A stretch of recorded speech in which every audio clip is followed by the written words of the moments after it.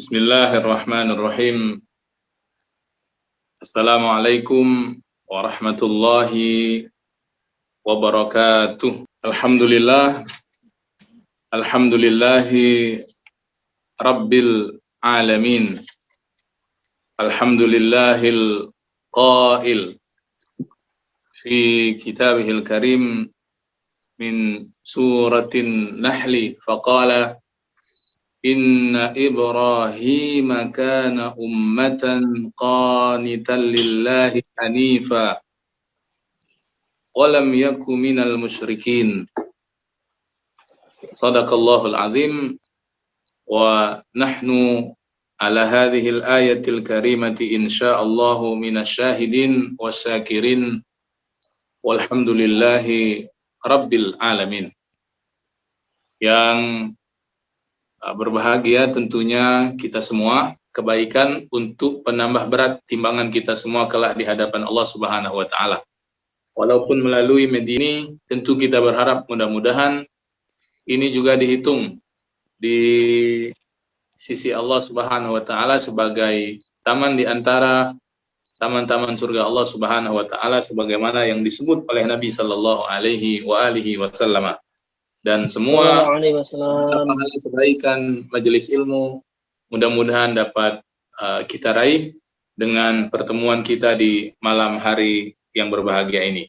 Para sahabat Zafatur sekalian yang dimuliakan Allah Subhanahu wa taala, muslimin dan muslimat yang berbahagia, kita sudah berada di penghujung bulan Zulqa'dah ya. Ini Zulqa'dah ini satu dari 4 bulan hurum yang dikenal di dalam syariat agama kita. Yang keterangan tentang bulan hurum ini menyebut dalam Al-Quran.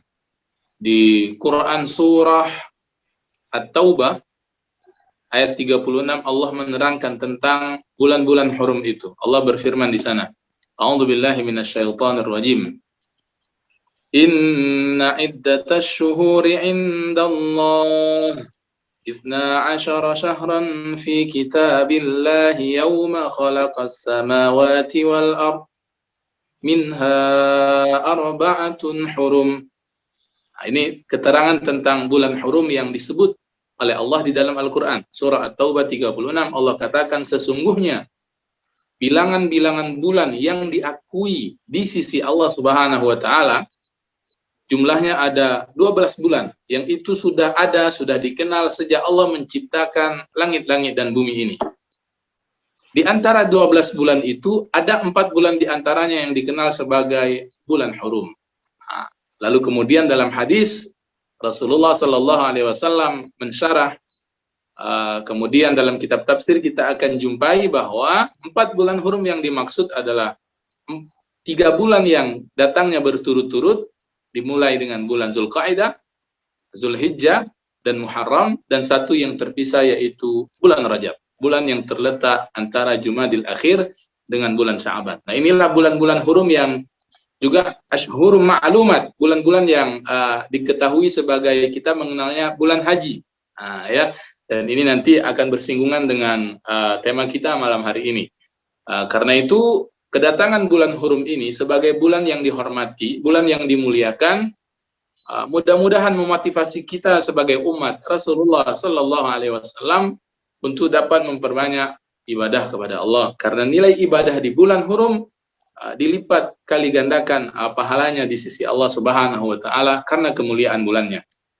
Nah, para sahabat sekalian yang berbahagia, karena itu nanti ini kan sudah berada kita mulai di penghujung bulan Zulqa'dah. Setelah itu akan masuk kepada bulan Zulhijjah, ya, bulan yang sangat luar biasa karena ada banyak peristiwa yang istimewa di dalamnya. Bagi orang yang mendapatkan kesempatan beribadah haji, maka Zulhijjah lah yang menjadi bulan puncak dari ibadah tersebut. Ya, tentu di tengah kondisi ini kita juga menyelipkan doa. Ya, di tengah mungkin kesedihan banyak jamaah, bukan hanya jamaah calon haji Indonesia, tapi juga negara yang lain. Mudah-mudahan kondisi ini segera kembali pulih, sehingga tahun depan lah kita berharap mudah-mudahan jamaah haji di seluruh dunia termasuk jamaah haji Indonesia bisa berangkat ke tanah suci untuk jamaah haji, dan kita pun berharap mudah-mudahan umrah pun secepatnya keadaan ini bisa segera berlalu dan kita pun bisa kembali berziarah ke makam Rasulullah dan kita pun bisa mengunjungi Ka'bah di Baitullahil Haram insyaallah. Amin ya rabbal alamin. Amin. Bulan Zulhijjah juga ada momentum Idul Adha ya, sebagai hari raya umat Islam selain Idul Fitri, yang ini nanti tidak bisa dipisahkan baik ritual haji maupun Idul Adha ini dengan ritual dan pengorbanan yang dijalankan oleh Abul Anbiya ya, Khalilullah Nabiullah Ibrahim alaihi salam. Ya, Nabiullah Ibrahim alaihi salam. Karena itu sesuai dengan tema kita malam hari ini yang disebarkan melalui flyer yang ada, meneladani keluarga Nabiullah Ibrahim alaihi salam, ya, kita akan coba untuk mentadaburi ala Ibrahim, keluarganya Ibrahim ini, melakukan refleksi atasnya dan kita berusaha nanti untuk mentauladaninya, meneladaninya. Karena itu tadi saya minta kepada para penghadir pada malam hari ini, kalau memungkinkan untuk sambil memegang mushaf ya, yang ada terjemah kalau bisa, agar nanti kita bisa betul-betul seperti belajar ya, kita melihat di mana Allah menyebut sebahagian kisah tentang Nabiullah Ibrahim di dalam Al-Quran ini, sehingga dengan itu biasanya mudah-mudahan lebih membekas ya ketika kita belajar sambil membuka, mungkin juga mencatat, insya Allah lebih membekas dan lebih berkesan. Saya akan awali ya, silahkan kalau yang memegang mushaf baik yang cetak maupun yang pakai mungkin aplikasi Quran Android, di surah yang ke-16 surah An-Nahl ya, surah ke-16 surah An-Nahl, dimulai dari ayat yang ke-120 ya. Kalau mau cepat di halaman 281 ya, halaman 281 surah An-Nahl, surah yang ke-16 ayat 120. Saya akan bacakan dulu ayat yang dimaksud di dalam surah ini, surah An-Nahl ayat 120. A'udzu billahi minasyaitonir rajim. Inna Ibrahim kana ummatan qanitan lillahi hanifa wa lam yaku minal musyrikin.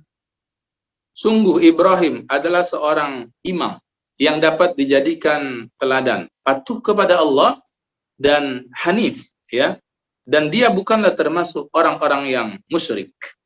Wa atainahu fid dunya hasanah wa innahu fil akhirati laminas salihin.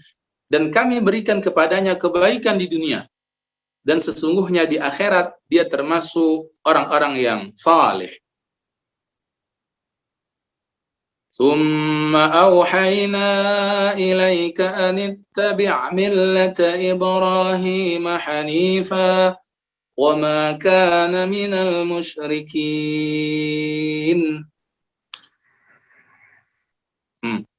Maaf ya, tadi di 120 ya, Allah sebutkan tadi, sungguh Ibrahim adalah seorang imam yang dapat dijadikan tauladan, patuh kepada Allah dan hanif, dan dia bukanlah termasuk orang-orang yang musyrik.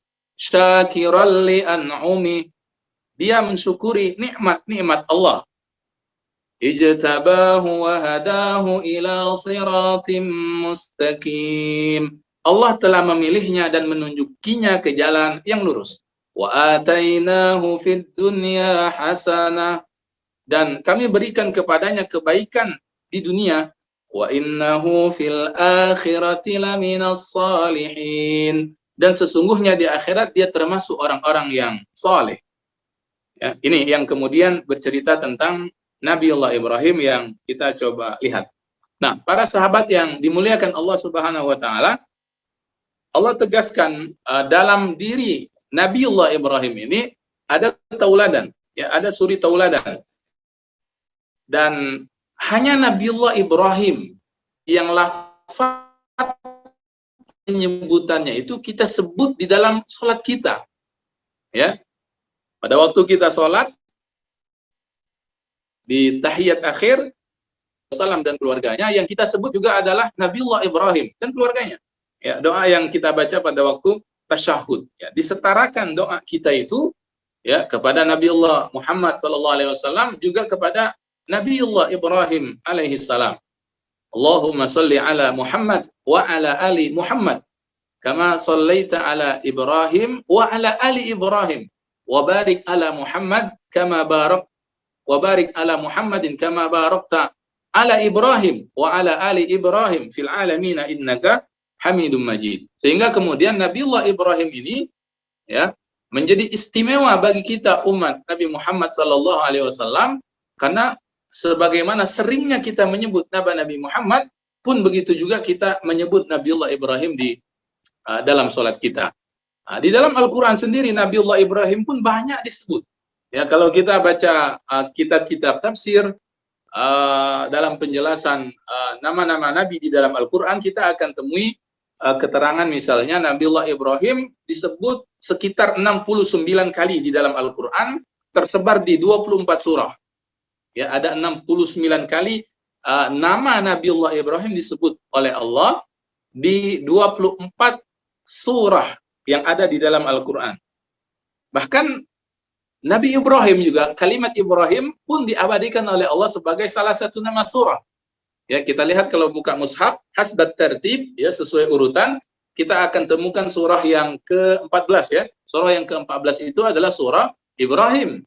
Ya, surah Ibrahim dan penamaan surah di dalam Al-Qur'an itu ya, itu tidak sembarangan. Ya, hampir semua nama-nama itu adalah istimewa mulai dari Al-Fatihah sampai An-Nas. Ya, termasuk adalah Nabiullah Ibrahim alaihi assalam. Dan Nabiullah Ibrahim ini juga kita sering dikenalkan beliau itu sebagai Abul Anbiya, ya sebagai Abul Anbiya. Abu itu bapak, Al-Anbiya bentuk plural jamak dari kalimat nabi, bapaknya para nabi. Karena nanti kita akan lihat ya kalau lihat kepada silsilah keturunan dari ala Ibrahim, keluarga Ibrahim inilah yang nanti banyak melahirkan nabi-nabi dan rasul Allah Subhanahu wa taala. Baik yang nanti keturunan itu dekat, ada yang nanti ayah dan anak sebagai rasul, ada yang keturunan dekat ayah dan anak saja, salah satunya sebagai nabi, atau yang garis itu keturunannya jauh tapi masih dari keluarganya ala Ibrahim. Ya. Bahkan kalau kita lihat 19 nabi termasuk Nabiullah Ibrahim, ya. Mulai dari beliaunya 19 nabi dari 25 nabi. Ya, yang kita kenal karena 25 ini disebut di dalam Al-Qur'an namanya secara sharih atau terang itu 19-nya adalah keluarga Nabiullah Ibrahim, dari Nabiullah Ibrahim sendiri. Jadi hanya 6 saja yang di atasnya Nabiullah Ibrahim alaihissalam, ya, yang di atas atau yang sebelum beliau. Ada Nabi Lut, ya, Nabi Saleh, kemudian Nabi Hud, dan di atas yang 3 teratas Nabi Nuh, Nabi Idris, dan tentu Nabiullah Adam alaihissalam. Adapun dari Nabiullah Ibrahim ke bawahnya itu semua termasuk kepada ala Ibrahim, keluarganya Nabiullah Ibrahim. Baik dari jalur Nabiullah Ishak, ya, dari istrinya Sarah, ataupun dari jalur Nabiullah Ismail, dari istrinya Siti Hajar, yang nanti dari jalur Siti Hajar kepada Nabiullah Ismail, inilah akan nanti datangnya keturunannya yaitu Nabiullah Nabi kita Muhammad SAW. Nanti dari Nabiullah Ishak banyak lagi nanti. Disitulah banyaknya nabi-nabi dari Bani Israel, ya. Ada lebih kurang sekitar 16 nabi dari jalur Nabiullah Ishak alaihi salam. Nah, jadi wajar dan patut memang kemudian Nabiullah Ibrahim ini mendapatkan gelar Abul Anbiya. Ya, inilah berkah daripada Nabiullah Ibrahim ini. Dan ini adalah pilihannya Allah, ya. Saya sering mengangkat ini biasanya dalam ceramah-ceramah atau tausiah, walimatul aqiqah atau walimat tasmiyah untuk anak. Di dalam surah Ali Imran tentang keterangan Allah memilih keluarga Ibrahim ini sebagai di antara keluarga yang istimewa. Ya, silahkan lagi sambil yang membuka mushaf itu bisa dilihat di surah Ali Imran, ya surah Ali Imran. Keterangan itu bisa kita dapatkan di ayat ke-33-nya. Di surah Ali Imran ayat 33 itu Allah mengumumkan sendiri. Allah yang buat pernyataan tentang keluarga Ibrahim ini sebagai keluarga pilihan.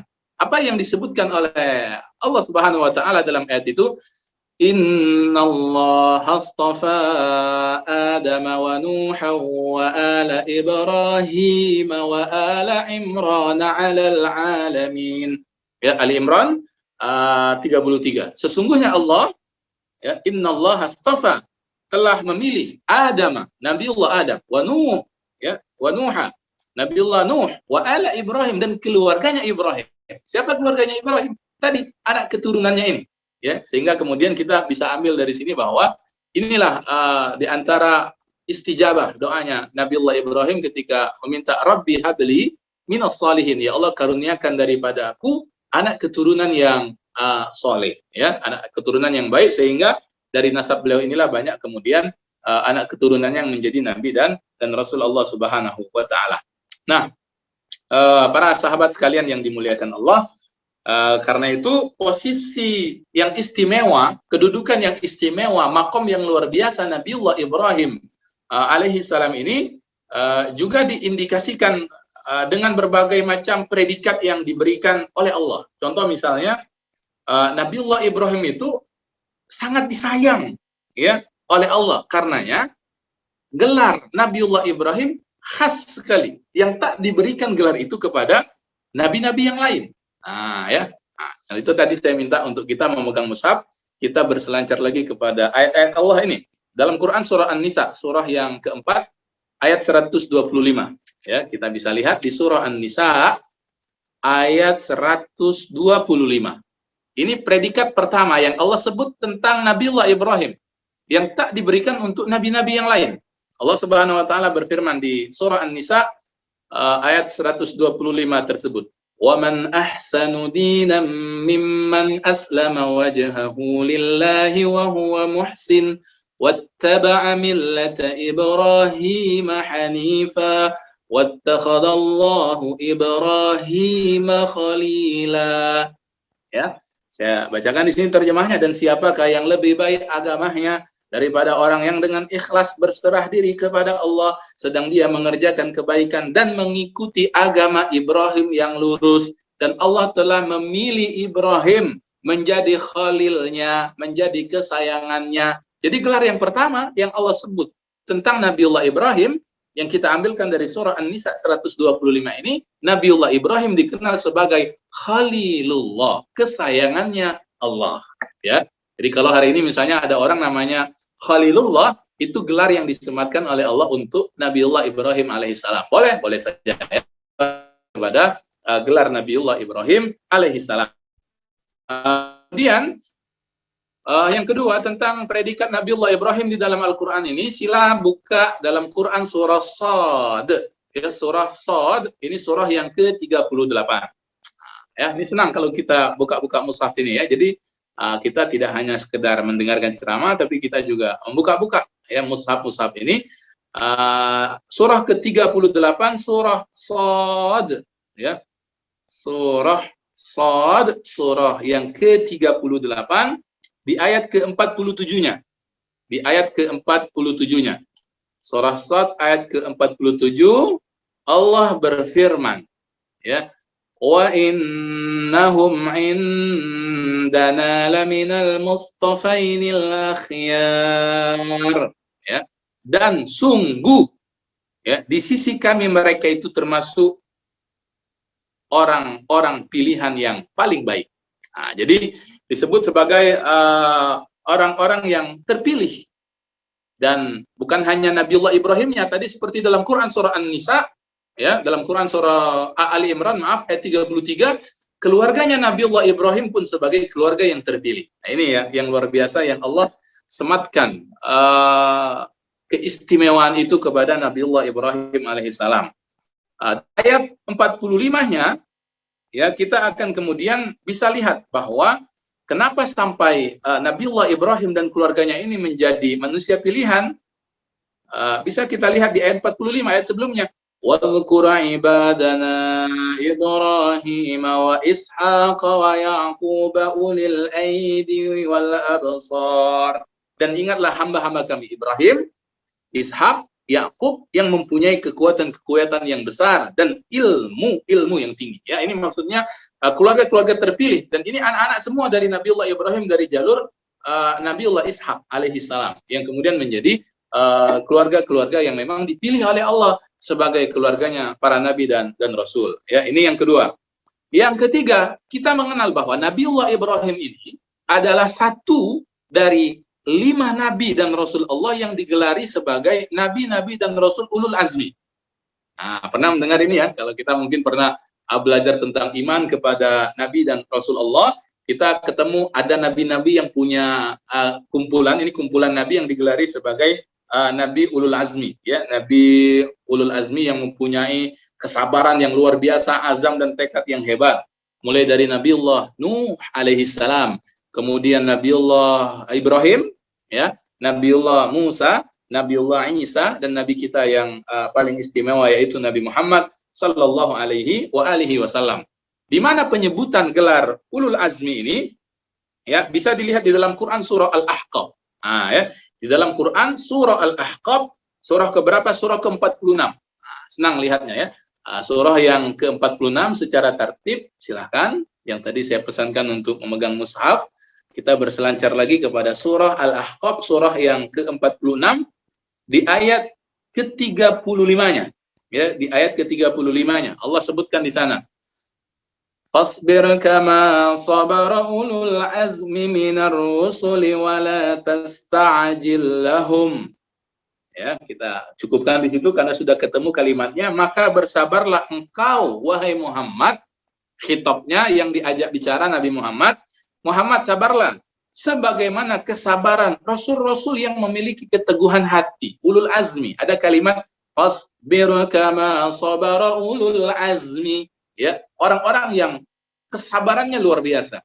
Nabi Nuh, ya, luar biasa berdakwah 950 tahun. Nabiullah Ibrahim, ya, banyak ujian yang Allah berikan kepadanya, ya, ujian-ujian yang besar dan seterusnya yang mungkin bagi kita manusia biasa tak sanggup untuk memikul ujian tersebut. Nabiullah Musa, ya, dihadapkan dengan satu raja yang bahkan kemudian mengaku sebagai Tuhan, ya. Nabi Isa juga kemudian dengan ujian-ujiannya, dan tentu Nabi kita Nabi Muhammad sallallahu alaihi wasallam. Jadi paling tidak 3 ini ya, predikat yang disematkan oleh Allah di dalam ayat tentang Nabiullah Ibrahim.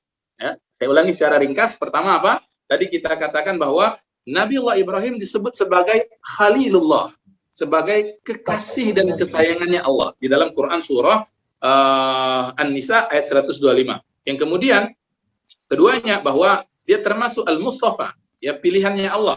Bisa kita lihat di Quran surah Shad ayat 47. Dan bahwa Nabiullah Ibrahim yang ketiganya ini termasuk satu dari 5 nabi yang digelari sebagai nabi-nabi ulul azmi. Itu di dalam Quran surah Al-Ahqaf, ya, ayat yang ke-35. Nah ini, karena itu para sahabat yang dimuliakan Allah Subhanahu wa taala, sudah kita mengenal sosok beliau ya. Dari awal tadi sudah saya kenalkan. Beliau sebagai Abul Anbiya, beliau sebagai nabi yang kita pun sering menyebutnya, ya. Selagi mana kita sholat, tiap-tiap hari kita menyebut nama beliau, ya.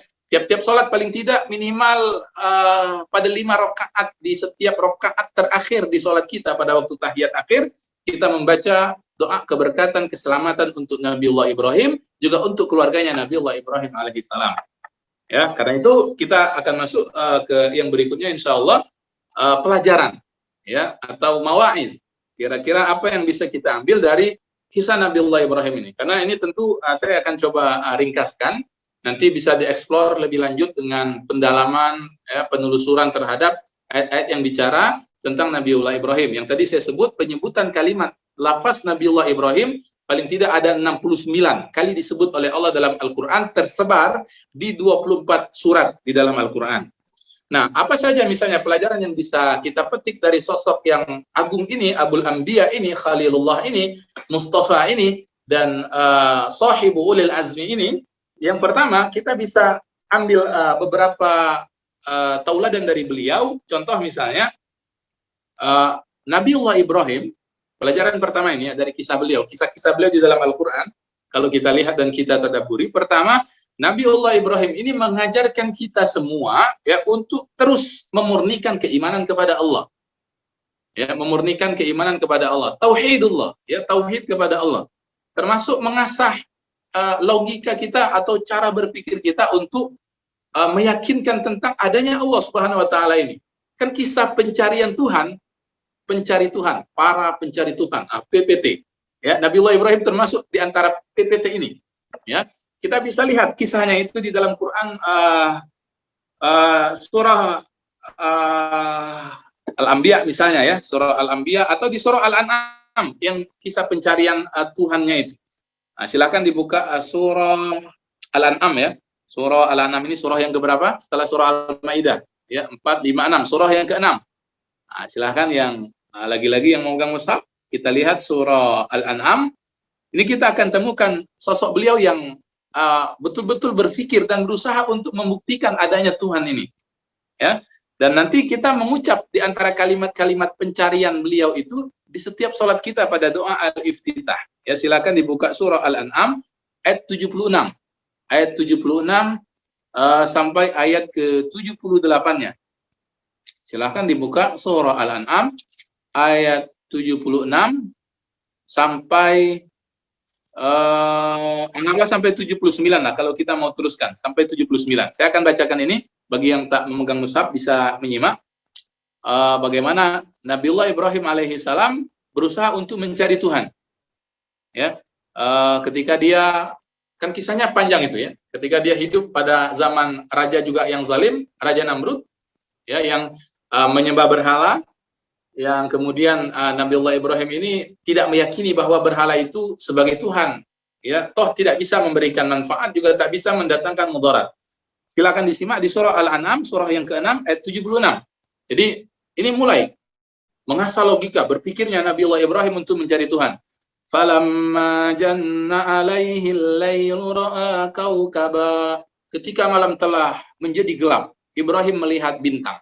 Ya, Ibrahim melihat bintang. Qala hadza rabbi. Nah, ini Tuhanku, bintang ini Tuhanku. Falamma afala qala la uhibbul afilin. Ya, ketika bintang itu hilang, terbenam, lalu kemudian Nabiullah Ibrahim ini berkata, aku tak senang dengan sesuatu yang terbenam. Nah, berarti bintang ini bukan Tuhan. Lanjut. Falamma ra'al qamara bazighan qala hadza rabbi. Ayat 77-nya. Lalu ketika Nabiullah Ibrahim melihat bulan ya terbit, dia berkata, ini Tuhanku. Falamma afala qala la illam yahdini rabbi la akunanna minal qaumid dallin. Tapi ketika bulan itu kembali terbenam juga, dia pun berkata, sungguh jika Tuhanku tak beri petunjuk kepadaku, pasti aku termasuk orang yang sesat. Artinya sama. Ini bukan Tuhan kalau tenggelam. Lanjut di ayat ke-78-nya. Falamma ra'a asy-syamsa bazighatan qala hadza rabbi hadza akbar. Ya, ketika kemudian melihat matahari terbit, ya, bulan terbenam, matahari terbit, berkata kemudian Nabiullah Ibrahim, hadza rabbi, ini Tuhanku, hadza akbar, ini lebih besar. Ini lebih besar dari bulan, lebih besar dari bintang. Falamma afalat, tapi ketika kemudian matahari pun terbenam, ya qala ya qaumi inni bari'um mimma tusyrikun. Dia pun berkata, wahai kaumku, sungguh aku berlepas dari apa yang kamu persekutukan, ya. Pada akhirnya kemudian ungkapan Nabiullah Ibrahim ya diabadikan oleh Allah di ayat ke-79-nya. Inilah yang kemudian yang kita baca setiap hari dalam sholat. Baik sholat fardu maupun sholat sunnah, selagi kita baca doa al-iftitah, kalimat ini kita ulang-ulang selalu di dalam sholat. Inni wajjahtu wajhiya lilladzi fataras samawati wal arda hanifa wa ma ana minal musyrikin. Ya, melihat ini semua bersilih ganti, ada yang terbit, ada yang terbenam. Ini bukan Tuhan. Lalu kemudian pernyataan ini keluar dari lisan Nabiullah Ibrahim. Apa yang dikatakannya? Kemudian Nabiullah Ibrahim berkata, aku hadapkan wajahku kepada Allah, zat yang menciptakan langit dan bumi dengan penuh kepasrahan mengikuti agama yang hanif, agama yang benar ini, dan saya tak termasuk orang-orang yang musyrik, yang sembah berhala itu. Nah, artinya ketika melihat suasana alam ini, ciptaan-ciptaan Allah ini, dari langit, dari bumi, dari matahari, dari bulan, dari bintang, kemudian dia berkata, inni wajjahtu wajhiya lilladzi fataras samawati wal arda. Aku hadapkan ya Allah wajahku ini kepada zat yang kemudian menciptakan ini semua. Nah, ini ya. Jadi inilah Nabiullah Ibrahim mengajarkan tentang keteguhan tauhid, ya. Yang keteguhan ini sedikit pun tidak pernah luntur. Ya, sebagaimana kita tahu ketika Nabiullah Ibrahim dihadap-hadapkan dengan Raja Namrud, ya, karena dia cari masalah ini Nabiullah Ibrahim itu kan. kalau kisah-kisah yang kita dengar dari dulu itu, berhala-berhala itu dihancurkan oleh Nabiullah Ibrahim, disisakan satu berhala yang paling besar, lalu digantungkanlah golok ataupun kampak yang kemudian digantungkan di berhala yang paling besar itu, seolah-olah kemudian ketika Nabiullah Ibrahim ditanya, dihadap-hadapkan dengan Namrud dan hulu balangnya, Nabiullah Ibrahim kemudian berkata, itu yang hancurkan berhala-berhala lain itu tuh, ya, berhala yang paling besar. Nah, sehingga kemudian secara logika akhirnya terjadi debat yang kemudian membongkar bahwa apa yang mereka sembah selama ini ternyata sedikit pun tak berkutik, tidak bisa mendatangkan manfaat, tak bisa mendatangkan mudarat. Ya, tapi karena namanya raja, ya, tentu ego, ya, main, dia tak mau dipermalukan di hadapan orang ramai. Saya raja, ya, saya berkuasa. Akhirnya tetap Nabiullah Ibrahim dihukum. Apakah luntur ketauhidan beliau, keimanan beliau kepada Allah? Tidak. Dihadap-hadapkan dengan api yang kemudian berpijar, api yang kemudian bergejolak, ya. Tapi kemudian Nabiullah Ibrahim tetap kepada keyakinannya bahwa Allah, ya, adalah Tuhan yang menciptakan semesta ini. Dan itulah kemudian pada akhirnya Allah sendiri yang memberikan satu keistimewaan mukjizat, ya, dalam Quran surah Al-Anbiya itu bisa dilihat bagaimana Allah mengatakan kepada api, ya nar, ya, kuni bardan wassalaman ala Ibrahim, ya, jadilah engkau wahai api bardan wassalaman. Ini kalimat ini juga luar biasa. Wahai api, jadilah engkau dingin dan membawa keselamatan untuk Nabiullah Ibrahim. Kata para ulama, kalau hanya dingin bisa jadi akan berbahaya kembali untuk Nabiullah Ibrahim, sehingga bisa jadi mati kedinginan karena perintah Allah. Api yang panas jadi dingin yang sangat. Tapi ada dingin dan membawa keselamatan. Sehingga ketika api itu kemudian padam, ya, Nabiullah Ibrahim keluar dari kubangan api itu tanpa ada sedikit pun kekurangan. Sama saja seperti waktu dia dilemparkan dan dimasukkan kepada api tersebut. Nah, ini tentu berangkat dari ketauhidan, keimanan luar biasa dari Nabiullah Ibrahim alaihissalam.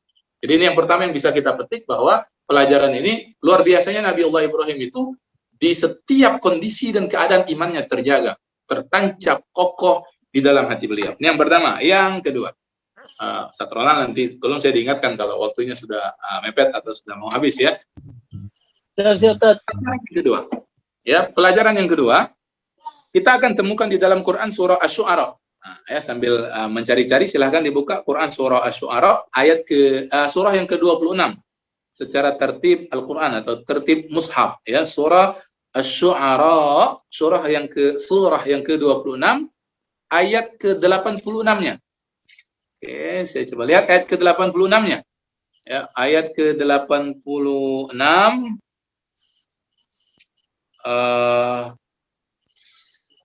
Nabiullah Ibrahim alaihissalam, ya, walaupun mengetahui orang tuanya termasuk orang-orang yang ingkar, ya, termasuk pengikutnya raja yang zalim, tapi tetap mendoakan. Naluri seorang anak yang kemudian berbakti kepada orang tuanya, walaupun nanti, ya, doa pengampunan ini tentu menjadi terhalang karena berbedanya keyakinan. Sebagaimana juga permohonan istighfar Nabiullah Muhammad untuk pamannya Abu Thalib. Dalam ayat itu mengajarkan, waghfir li abi innahu kana minadh-dhallin. Ya, di situ bisa kita lihat Nabiullah Ibrahim berkata, Allah ampunilah ayahku, dia termasuk orang-orang yang sesat. Ya, termasuk orang-orang yang sesat. Nah, ini juga bisa kita lihat nanti di surah Maryam, ya, di surah Maryam kita akan juga ketemu doanya Nabiullah Ibrahim untuk orang tuanya ini. Nah, ini maksudnya apa? Episode ini, cuplikan ini mengajarkan kepada kita, ya, dalam kondisi apapun sikap santun kepada orang tua itu harus tetap dijaga. Ya. Jangankan kepada orang tua yang sama secara pemahaman, akidah, keyakinan, bahkan kepada yang berbeda pun seperti kisahnya Nabiullah Ibrahim itu harus tetap dijaga kesantunan.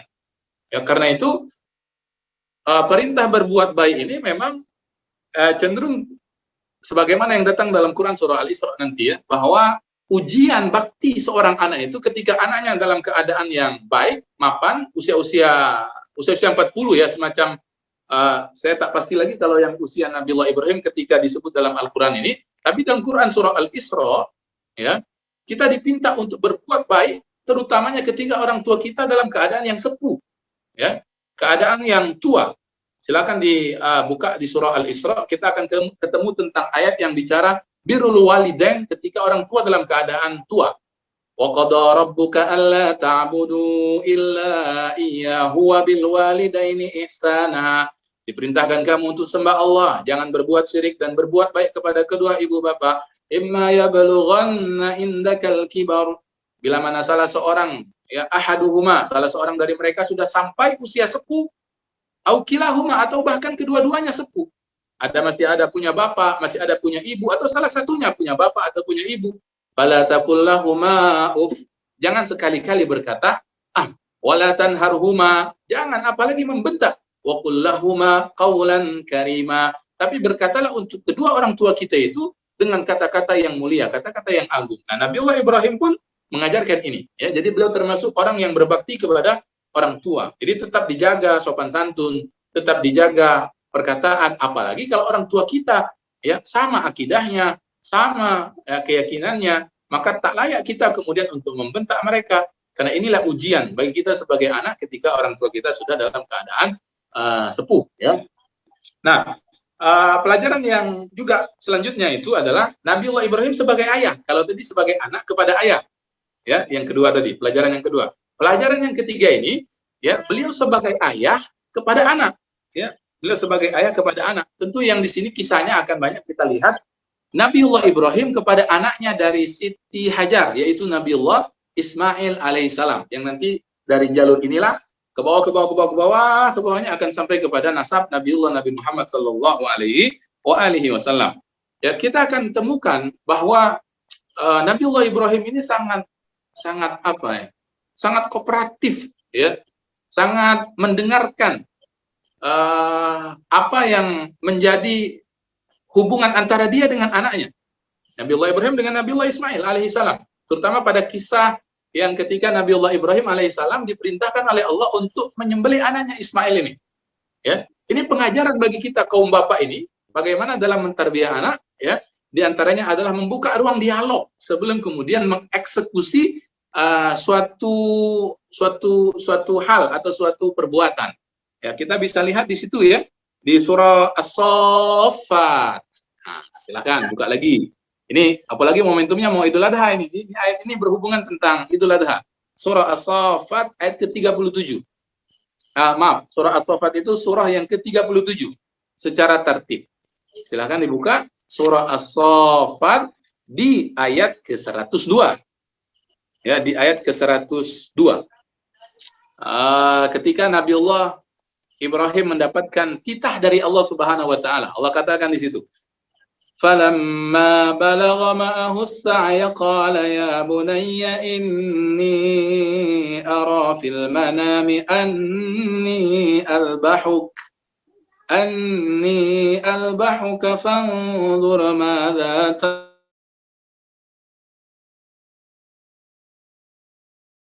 satajiduni insyaallahu minas sabirin." Kita lihat di situ, ya. Dalam terjemahannya dikatakan ketika anak itu sampai pada umur yang sanggup untuk kemudian berusaha hidup bersamanya, Nabiullah Ismail yang dimaksudkan anak di situ adalah Nabiullah Ismail. Nabi Ibrahim berkata, "Wahai anakku, ya bunayya." Ini kalau dalam bahasa Arab, panggilan seorang ayah kepada anak dengan ungkapan ya bunayya itu bukan sekedar memanggil-manggil biasa.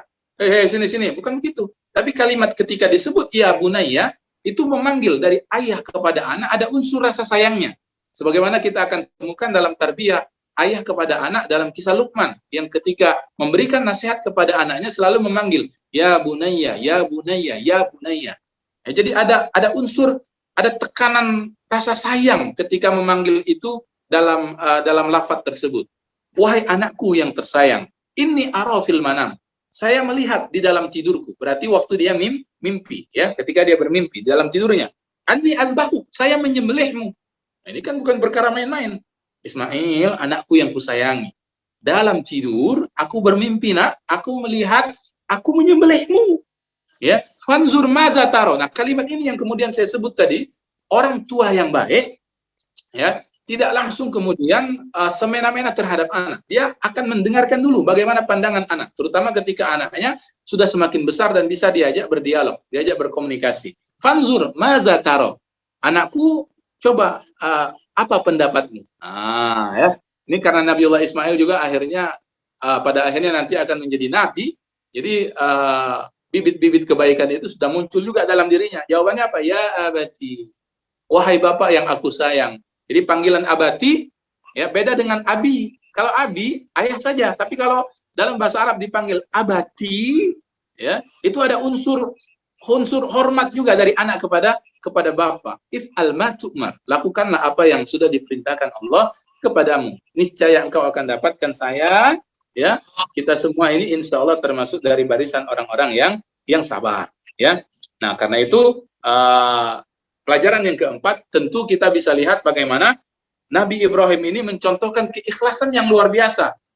Ya, kan ini belum tahu endingnya bahwa Nabiullah Ismail ini pada akhirnya akan diganti dengan kibas. Ya, tidak tahu Nabiullah Ibrahim. Kalau tahu itu senang.